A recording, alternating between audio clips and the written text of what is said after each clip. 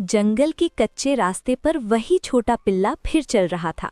हाथों में पुरानी कागज की गठरी थी, जैसे उसमें उसकी सारी उम्मीदें बंधी हों। फटे कपड़े, नंगी पांव, लेकिन आंखों में अब भी मासूम चमक थी।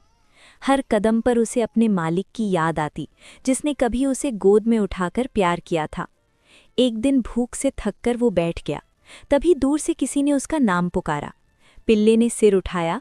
वही आवाज़ थी। आंखों से आंसू बह निकले।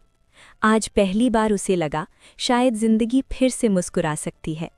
वीडियो को लाइक, सब्सक्राइब और कमेंट करें।